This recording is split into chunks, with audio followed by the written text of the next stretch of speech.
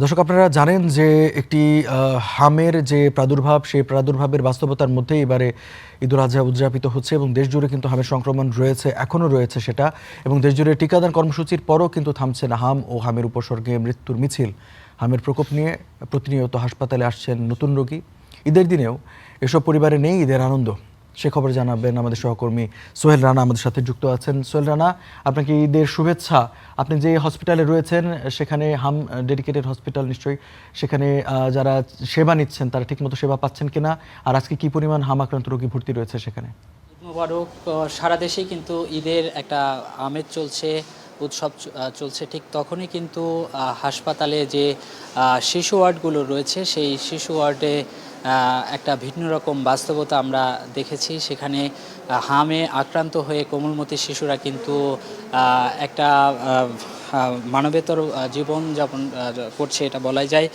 কেননা এরই মধ্যে আমি এখন অবস্থান করছি মহাখালীর ডিএনসিসি হাসপাতালে। সেখানে হাসপাতাল কর্তৃপক্ষ যেটা জানিয়েছে যে গত 24 ঘন্টায় এখানে 90 জন শিশু ভর্তি করা হয়েছে। আর যদি আজকের কথা বলি, আজকে ঈদের দিন সেখানে সকাল থেকে কিন্তু 10 থেকে 15 জন শিশুকে ভর্তি করা হয়েছে এবং গত 24 ঘন্টায় এরই মধ্যে প্রায় 140 জনের মতো শিশুকে ছাড়পত্র দেওয়া হয়েছে।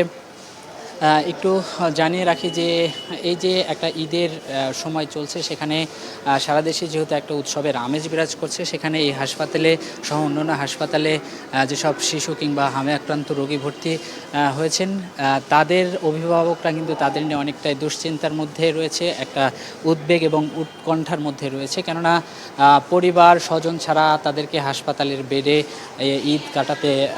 ঈদের সময় কাটাতে হচ্ছে। তারপরেও তারা বলছেন যে ঈদের চেয়ে তাদের কাছে সবচেয়ে বেশি গুরুত্বপূর্ণ তাদের সন্তানেরা। কেননা হয়তোবা এই ঈদে পরিবারের সাথে একসাথে ঈদ করতে না পারলেও পরবর্তীতে কিন্তু তারা ঈদ করতে পারবে।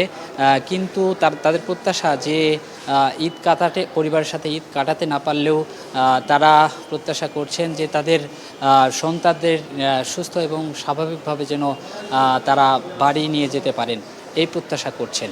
রঞ্জু। সোহেল রানা, আপনাকে ধন্যবাদ। দর্শক, হাম আক্রান্ত শিশুরা ঈদের দিনে সেবা কেমন পাচ্ছেন সে খবর জানাচ্ছিলেন সহকর্মী সোহেল রানা।